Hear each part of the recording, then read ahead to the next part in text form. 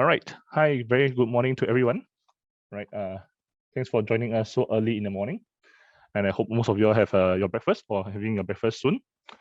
All right. So my name is Huan Tzu here. I'm a branch manager at the Phillip Business Center. All right. So I'll be sharing today on the first topic, which is the US market outlook for the second half of 2021.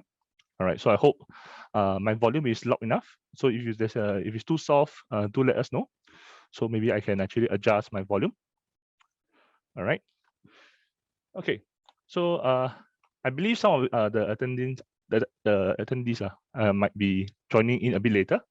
So just to let y'all know is that I'll be doing a short overview after the whole all the speakers have spoken to do a short summary.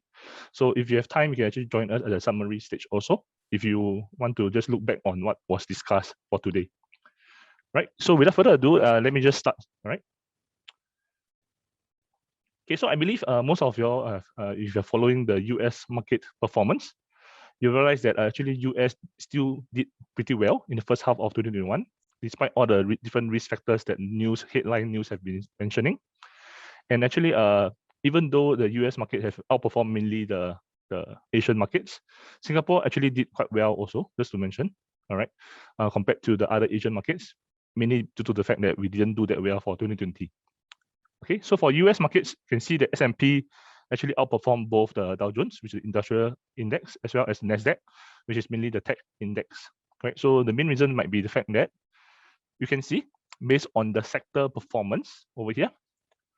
So the main sectors that actually did better in the first half is actually the energy and financials. And just to mention, the energy sector is actually the worst performing sector for the last year, 2020. So they actually rebounded very strongly with the economic recovery in the US for this year, the first half of the year. Right. So of course, the other sectors that did well was like real estate, communication services, industrials, IT, and materials, and healthcare, all of which that rose more than 10%. And you can see that the bottom three, bottom three sectors, actually the bottom two, mainly is the consumer side, as well as utility. So for consumer staples and utilities, is actually normal, that is expected, so-called, that they didn't do as well because they technically did better last year during the pandemic, as they are supposedly the more defensive sectors. And of course, within there will be certain stock that did better than the sector, due to the fact that if they are able to utilize the online medium to actually widen their consumer base. Okay. So I was just sharing on the right-hand side is that there was some ETF. Okay, you might not have time to screenshot all the ETF just now that was mentioned, but over here I'm just trying to showcase the ticker codes of the largest ETF that was in each particular sector. Of course, there's more exchange traded funds that's relevant to each sector, but I just showcase the largest in AUM in terms of the size. All right, so that you can actually take a look at what is the common names that you might have be familiar with, and which of them are actually in each sector. Okay, to give a better understanding on what this sector actually refers to. Okay, so some of them might not be so intuitive. So example, like for Amazon and Tesla, they are in discretionary. And compared to the IT, which is normally the Apple, Microsoft, your Facebook, Alphabet, Netflix are actually all in the communications sector, which is actually a new sector recently formed, right? Okay, so let's review the performance for the first half of 2020. So you can see that I actually mentioned that there's actually record highs created by all the US indexes, including even yesterday and this week. There's multiple highs broken, especially for S&P and NASDAQ. All right, so despite all the risk factors, they are still very good performance due to the fact of the economic recovery, right, of the US, which is like the vaccination progress, as well as the GDP recovery, the growth. And also the sectors that supported the recovery is actually mainly the rebound of the energy, as well as the financial sectors. So for tech sector, even though seemingly the percentage of growth is not as high for the first half, it's good to note that they are actually at all-time high as well. So they are actually breaking all-time high, which is actually one of the reasons why they might be a bit slower in terms of their pushing up in performance. But some of the investors might be taking profit instead of investing in indiscriminate. indiscriminately. Yeah. So for catalyst wise, right, you can see that vaccination is going very strongly. So for US, at least 54% have at least one dose already. And for fully vaccinated, they have 46%, as this is as per the CDC of the US. So if you look at this progress, it's actually a very fast pace compared to what US was at the start of the year. And coupled with also the strong economic numbers, the GDP growth expected to grow more than 6% for the year. They have a strong recovery in the job market, a lower unemployment rate, lower jobless claims. All of these are actually strong economic numbers that help to push up the performance of the US market. And other than the macro factors, for the micro factors, right? So the corporate earnings of the companies are actually growing very fast as well. And the first quarter they managed to beat expectations. And actually for Q2, the results is coming out soon in July to August. It's actually expected to continue to break and perform very well due to the fact of the lower benchmark they have comparing to for last year's quarter two results. Because last year's quarter two was actually the peak of the COVID impact on the US companies. So if you compare to this year, definitely you will see a very strong increase in the earnings growth performance. Right. Also next, you also have the economic stimulus measures, which is the fiscal measures, as well as the monetary policy measures by the US Federal Reserve. Both physical and monetary measures by the US government and Fed actually help to also push up the economy, maintain through the pandemic period for last year, and continue pushing the economy higher for this year. Right? Okay, so let me not go through too much on the first half, and let's look straight into what will happen in the second half. So one of the key factors that is actually discussed, right? So it's the fact that for the inflation, one of the key factors that's on the headline news that you might have seen.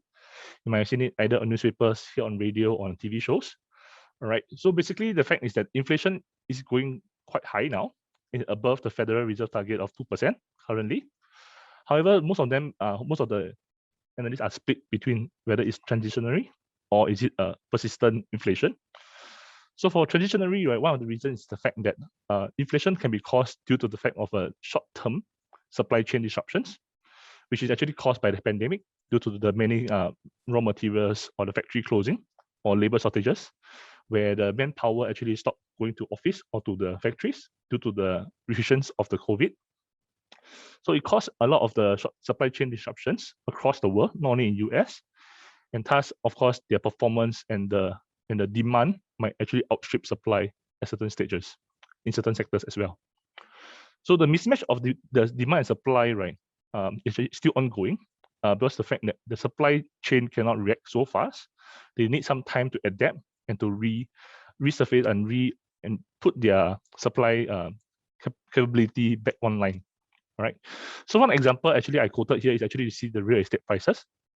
Okay, so the real estate, right, at the start of the pandemic, people feel that most likely people might actually reduce their investments or their spending on the large ticket items, which include homes, because they might not be having a very clear outlook of their income in the short term. Thus, actually, the lumber mills, the lumber producing companies, they actually cut back on their supply, all right, cut back on the production. And you can see that in Feb 2020, it's only at $400 for 1,000 bought feet. It rose to 1,600 per 1,000 bought feet by May 2021. All right, so the sharp increase is where after the beginning short term where people cut back on their spending, people actually got used to the fact that they have to stay at home, work from home environment, either study at home environment. And many of the people in US, the citizens, actually chose to upgrade their houses or shift from the urban cities to the suburban areas. And then they needed new homes, they needed new expansion of their houses to actually cater for their needs of the work from home environment. Thus, actually, the demand spiked up and the supply was not able to cope with it, and thus resulting in the increase in prices.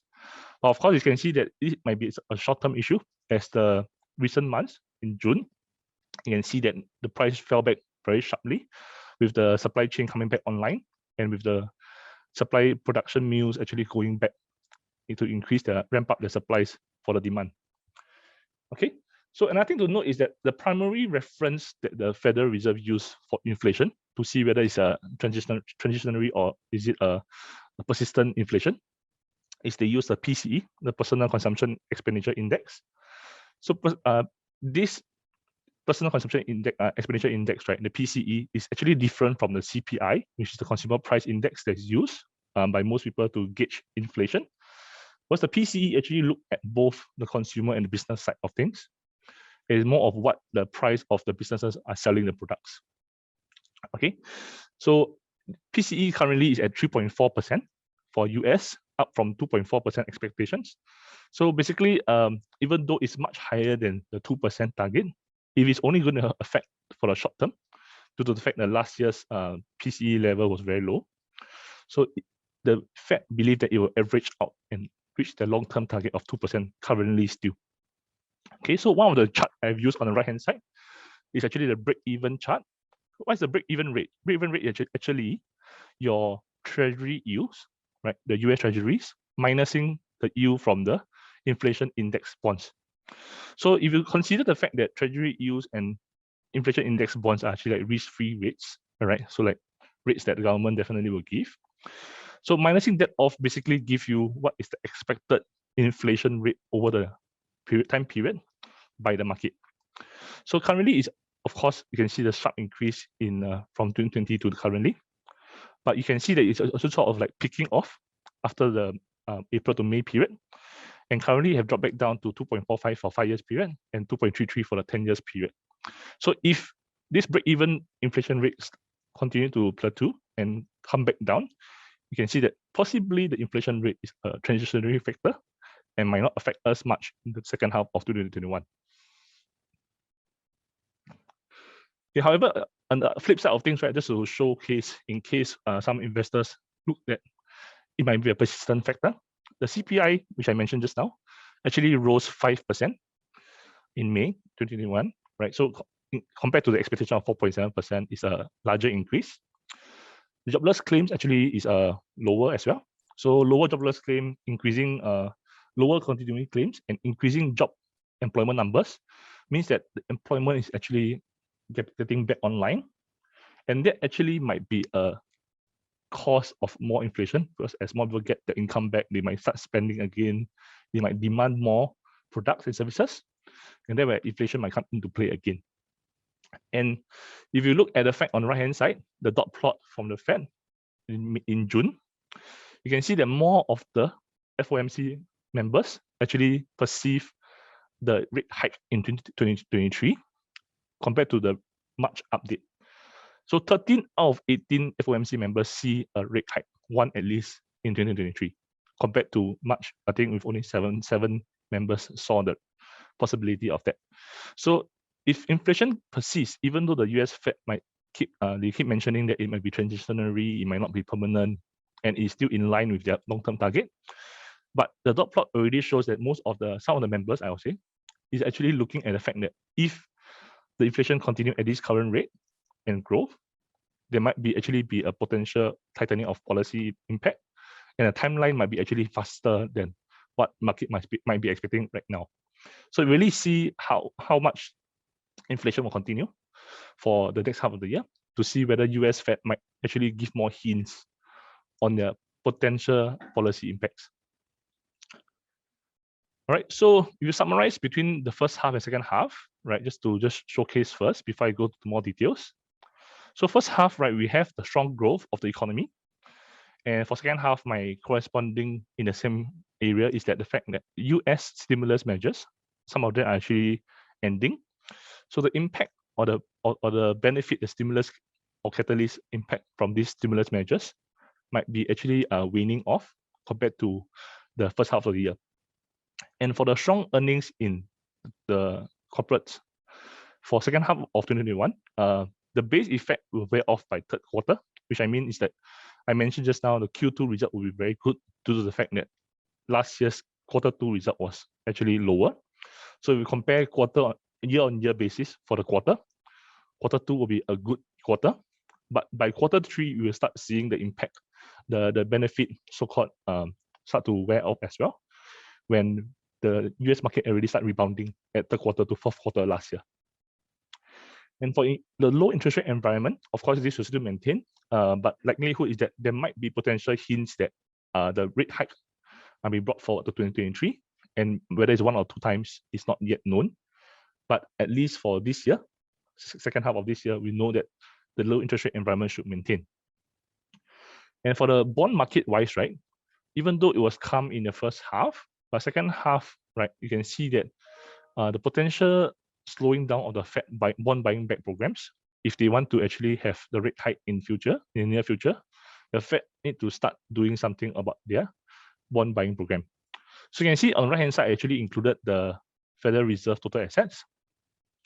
So previously, prior to COVID, right, you can see that in 2018 to 2019, actually the Fed tried to lower their assets, start to taper off their bond buying programs. All right, but with the COVID impact, they actually spiked up much larger than before, even the previous stimulus packages. And right now, it's still on an increasing trend. So until the fact that they start to reduce their bond buying program and start to lower their balance sheets, they will not be able to start to hike the rates. So if they perceive 2023 as a potential timeline for the rate hikes, you can actually expect that the Fed will start moving by end of this year or by next year at least to actually prepare for the rate hikes. Okay, so in terms of the various points I mentioned, so for the US Fed, the program, you can see that the QE currently is 120 billion a month currently, with the bond buying program, and they might actually wind it back, right? So, but the fact is that the market might actually anticipate that it might be a deferred impact due to the fact that the timeline is 2023 for rate hike. So there is still some time. But if the Fed actually hints that they might bring forward or have 2 rate hikes in 2023, then there might be certain impact in terms of the expectation of the timeline for this winding back of the Fed program. All right, and also you can see as the vaccination numbers start to grow in percentage-wise across all of the major economies, we do expect the second half we start to see more economies open up through their airspace, through traveling and the travel restrictions. So you can see a lot of the vaccination progress is already more than 40% for the main of the global economies, like your Europe, US, even Singapore, Germany, and all this, already more than 40% in terms of the vaccination progress. So if you continue at this pace, by end of this year, you can see most of the economies might have the capability to reopen their economies and for traveling aspects. For the supply chain challenges, all right, I believe that for the second half of 2021, it will still persist because it takes some time for supply chains to react and to actually cater to the demand. So even though some of the sectors actually start to already cater for the mismatched demands and supply, other supply chains that rely on global chains, because the fact that from raw material to intermediary to the end product, there's certain process in place until the fact that the different factories in US can actually skip or reallocate the supply chain network, they will still be affected by the current limitations until at least 2022. All right, and one of the key points is also the labor shortages due to the fact that some of the employees might actually still prefer to work from home or to not go back to the workspace due to the fears of the pandemic. Okay, so for the cyclical play, I think some of the investors definitely will have seen, people always mention, there's a sector rotation, there is a cyclical play in cyclical movement in place of the US markets. Okay, so basically what happened in cyclical play is that at the start of the economic recovery, most investors will see that they will actually try to move into the reopening stocks or sectors that will actually have an outperformance at the beginning of the reopening, because you see that the reopening stage will have the largest spike in performance. But after the economic recovery actually start to slow down, or is still recovering but at a slower pace, then investors might move to focus on the fact that there's still high inflation, and they will focus on stocks that have strong fundamentals to withstand through inflation and interest rate hikes in the near term. All right. So in the aspect of the fundamental stocks, right? So some investors will look at tech stocks, which have a very strong performance over the last few years. And tech stocks still have very strong potential in the earning growth due to the macro trends. So there's like 5G, there's cloud computing, there's AI, there is IoT. All of these are actually pushing tech stock higher and will be seen to be able to push tech stock higher even more in the years to come. However, some investors, they don't want to look at tech purely, they want to diversify. We can actually look at the mid-cycle to late-cycle stocks because the early stage cycles have already been in place already and might actually be slowing off. So the mid-cycles is things like consumer discretionary, things like your communications, industrials, right? All these are actually mid-cycles to late cycle. So it depends on how you see it. Basically, it's the early cycle stocks that might actually be slowing down already for the second half of the year. Okay, so for factors that might move the US markets, all right, so you can see that the government stimulus is in place. All right, so even though the previous stimulus packages might be already wearing off, especially those that give payout packages to the individuals directly, President Biden actually have already introduced or tried to introduce the infrastructure bill. If it does go through, then it will be a very strong catalyst for the US markets. But of course, right now, it's still depending on the political tug of war between the details of the bill. And you can see on the right-hand side is that the stimulus check, the money that is given to individuals will not be a long-term solution. So you see the three different spikes in the orange line above. You can see those are the spikes that come with the payout packages. But the actual growth, the real growth of income is still only at a very stable pace, but yet it's not a very strong recovery. But the payout packages and the stimulus packages does allow the US citizens to actually tide across the pandemic period. Right. So for the US market, a lot of the workers, they choose to actually stay unemployed potentially for various reasons. And this actually hinder their economic recovery. So things of the reasons why they choose to stay unemployed is location. So some of the officers want to move back to work from office arrangements, where some workers are already adapted or they still prefer to work from home due to the current pandemic. Second is also the job nature. So even though you see a lot of the job creation, unemployment numbers can still be strong due to the fact that the job creation are in sectors that are mismatched with the current unemployed workers' previous sectors. So it's not that just looking at the job numbers increase, they will definitely match to the unemployed workers. But some unemployed workers might actually prefer to wait for the recovery of their respective sectors to go back to work. And lastly, is also the stimulus support, which is one of the reasons why the Republicans believe not to give too much support, because they believe that the stimulus support is leading to some of the workers to be willing to stay unemployed in this current period of time, due to the fact that even if they do not work, the government is sort of still giving them money. Right? And so, of course, if you zoom into the jobs itself, all right, so the leisure and hospitality is taking longer to recover. But if you look at the recovery numbers yesterday, there's a job numbers that was released. Actually, the leisure and hospitality jobs have actually increased the most. So you can see that there is a recovery by the sector, but they are still the furthest from the pre-COVID level. Currently, even if you include yesterday's job numbers, they are still more than 13% away from the pre-COVID levels in terms of the employment numbers. Sorry. And also the fact is that the change on the consumer demand is still ongoing due to the fact of the pandemic. There's still changes in the habits of consumers, and the international travelers versus the domestic travelers, they have different type of demand in terms of the goods and services in the US. Right. So the international as well as the domestic states, right, in the US, they do have lingering impacts from the COVID measures, like how they actually have gatherings, how they actually conduct their mass crowd, like things like concerts, things like amusement parks and all that will still have a lot of impact within for the second half of the 2021.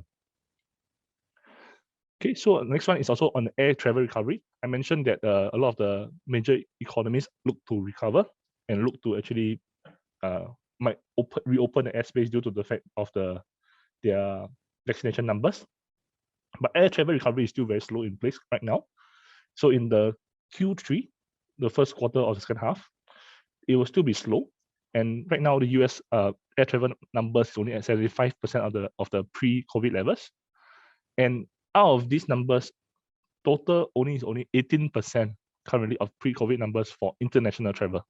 So it's still a long way to go for US in terms of the travelers and in terms of the spending. But US do already see a strong recovery compared to other countries because they do have a very strong domestic market in place. So compared to like Singapore, which have a weaker domestic market for traveling, US have a better chance of recovery in terms of the tourist spendings. All right. Okay, so let me go straight into also some sectors before I go to Q&A. Right. So for sector views, so one of the key sectors that is popular is communication services. So this sector includes things like your Facebook and other communication sector stocks like Netflix and even Disney. So the positive is that the work from home environment actually help a lot of these companies in this sector, and the increasing demand for virtual experiences also increase in terms of how people use their vacation time compared to the past. So instead of traveling, they might be watching movies, they might be playing games, like things like that. And there's also shift in operating expenses. So like instead of doing advertising dollars spending on physical places, on brick and mortar stores, companies are actually spending more for digital traffic. So it actually will benefit those in the comm sector. And digital sales right now is only still 20% of total retail sales. So this shows the potential of growth still upcoming. And thus, even if you expect that the pandemic is waning off and the recovery of the economy is coming to place, the digital market is still a very strong growth market, with people actually getting used to buying things online already. As well as the fact that the 5G rollout will actually benefit the sector in terms of growing the market size. But of course, risk in the market mainly is the antitrust rules because of the fact that there's a lot of big tech inside. There are a lot of antitrust ongoing on in US right now. And thus, you can actually see this will actually more of the volatility factors than actually negative factors. Okay. But one of the key things that I personally feel is going to affect the sector's short-term potential is that the short-term investment required by companies in this sector is very significant, either in R&D or infrastructure spending. So for short term right now, after the strong recovery for the first half of the year, it might not have a very strong performance for the second half, but the long term and medium term performance of this sector is actually very positive due to the potential of growth. Right. So also included 3 different companies that might actually just to showcase, other than the main names, the big names that we know, like Facebook and Disney and Netflix. There are also other companies, especially the Zoom, they're currently using for this webinar. It's also part of the sector as well. Okay, so next is the consumer discretionary sector. You can see that there's actually increasing number of online retailers inside the sector. And thus, from spending, right? So instead of the normal brick and mortar stores, the spending actually move towards online. And we expect second half of the year to have more spending in the holidays. All right, there are more pent-up demand for various categories. But why I still neutral for the short term for this sector is due to the fact that there's still a mixture between the brick and mortar stores as well as the online retailers in this sector, thus leading to the mismatched performance in the sector as well. Okay, and the reliance of online retailers and automakers in this sector might also be a issue. The automakers might have a very strong competition upcoming in the second half, and thus the performance of the automakers might be a bit more muted in the second half compared to the first half. Right, so you can see companies like even like Tesla, one of the reasons that the sector performance wasn't as strong was Tesla performance compared to other counters that have a very strong recovery, they have a relatively weaker performance for the first half of the year as well. All right. Okay. So next we have the financials. For financial itself, right, they have better loan and debt quality with the improving economies. All right, so inflation, interest rates increasing potentially will also help them in the medium term. All right, medium term. But in the short term, is that the fact that a lot of the expectations of the rate hike might already be priced in after the June announcements. And the fact is that they have weaker interest margins due to the yield curve moving up in the long-term aspect, long-term yield. So they have a weaker net interest margins. And if the Fed plans to taper bond buying back program in the short term, then the banks will see volatility in terms of the performance, as well as the banking regulations. They will actually sort of restrict how they actually lend money out. Right? And with the expiring stimulus measures, right, US citizens might start spending a bit less, and they might consider relocating their savings in a sense for their spending. Right. So the main key issue that I see is that there is a very high cash level in US, but there is a there's relatively lower debt demand compared to the past for the US. Okay, so for the industrials, right? So right hand side you can see there's a very colorful image, right? This is actually the infrastructure bill that's proposed by the US government. Of course, it's not yet confirmed, but if it does go through, you can see the scale of things is more than $2 trillion. Right, so the positive is definitely there, the infrastructure and the clean energy investment potential. If the bill does get through, even if it's a slightly shrinked bill, definitely I will still look at the fact that it's going to be more than $1 trillion in total. And the fact is that the transportation as well as air freight demand is always increasing. With the fact, even with the online spending, there's a lot of increase in demand for the logistics as well as the transportation.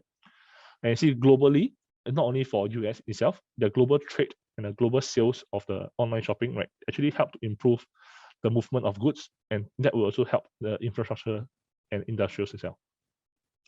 However, for short term, of course, the aerospace side will be the weaker sector.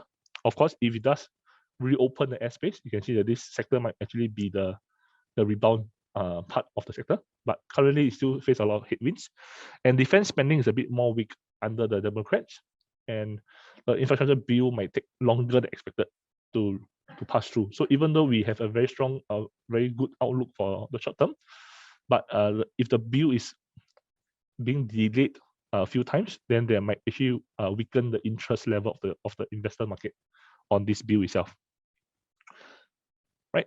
So for the last one, before I go to Q&A, it's the IT. So I think IT is a sector that I don't introduce too much. It's a very strong sector for many years. Just the key points for myself is that 5G rollout as well as the fundamentals is still a very strong sector to look at. I personally always like the IT sector, right? And fintech, e-commerce are still growing sectors with subsectors within this IT sector itself. And with the cloud computing, with the infrastructure spending, with all the companies trying to expand their IT network to tap onto the online market, you can see these particular sectors still have a very strong potential to grow. But for the short-term limitations, will be more of the antitrust also, as well as a semiconductor supply shortage, which I think later on Terence will be mentioning. So the semiconductor shortage is actually one of the key limiting factors for the IT sector right now. So it will actually affect how the demand or how the supply chain will work for this sector. All right. So with that, let me move to the Q&A. I think I only have around 6 to 7 minutes of Q&A. Okay.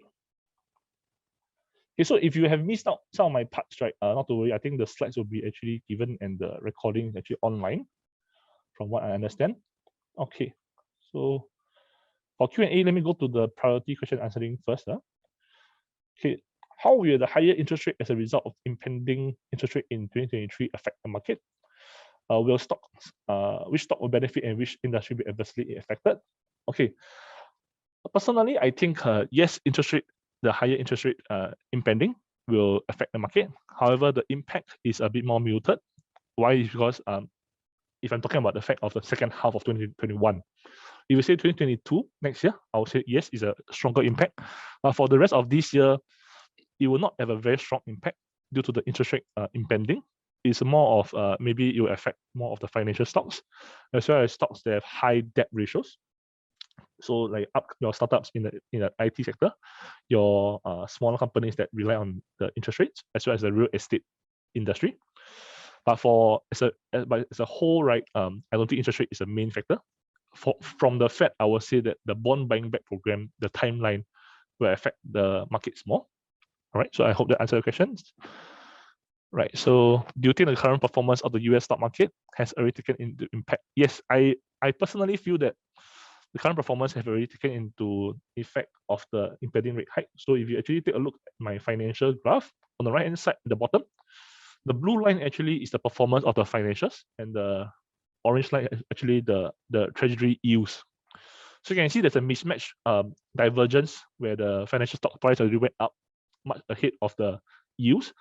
But the yields do see that the fact that the rate hike will not be so soon, but the financial stocks might already be pricing in slightly. Of course, I do know that these few days, the financial stocks might have dropped back down, but yet it is still might have priced in partially as well. All right, so let me see how I answer more questions. All right, second half of 2021, which stocks will outperform? Which sectors will underperform? Kindly explain my view. Okay, this one I think I roughly mentioned. So like financials, I believe short term will still be negative because it's already priced in. For IT, it's still positive, mainly due to the fact that it's the main sector for a lot of the macro trends like 5G, cloud computing. For industrial, for short term, it's definitely still positive for me with the infrastructure bill, unless it's definitely like being postponed or they cannot get into agreement. If not, I would say that these three are the main sectors that I got more conviction on for the second half. But I will not say for the rest. It's hard. It might be more of market performing. What are the targeted estimate for index for Dow and S&P? Okay, I have no real target for Dow, but for S&P, if it does continue at this current trend and the Q and the PE levels, I'm looking at maybe near to around 4550 to 4600 on a bullish year, unless there's a very delayed impact due to more pandemic outbreaks and stuff like that. If not, it should be a positive year for the S&P for the year, rest of the year as well.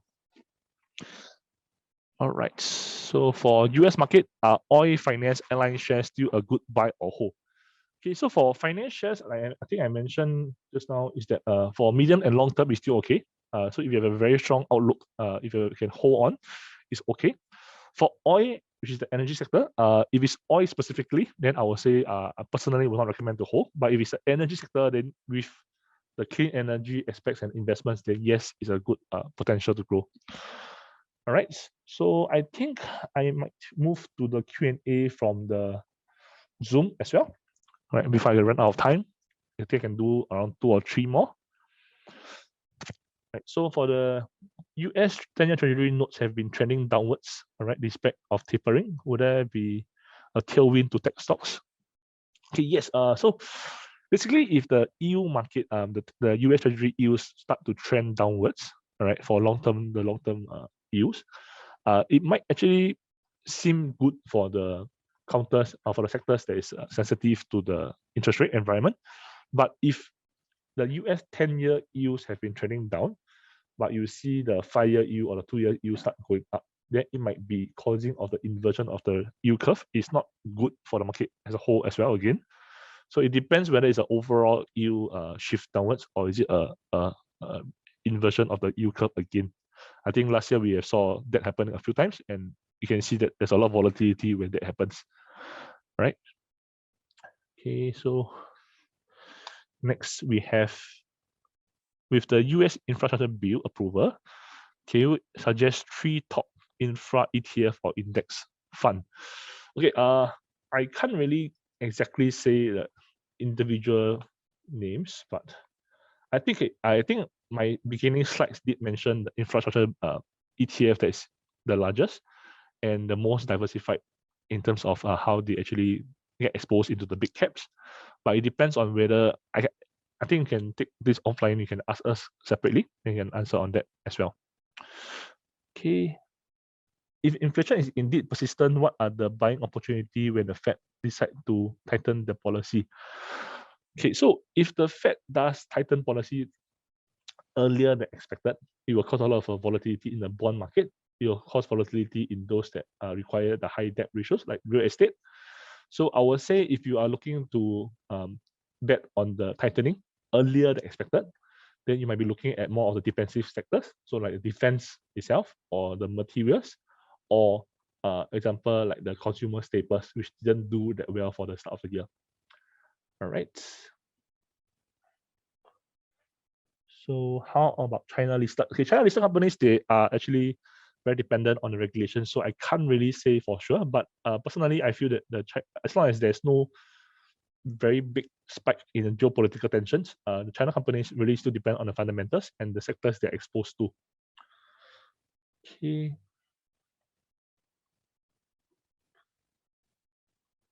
Okay, so because of the issue of time, I will have to pass to the next speaker. But I think the slides, I think some questions asked on the slides, I think they'll be provided by the team.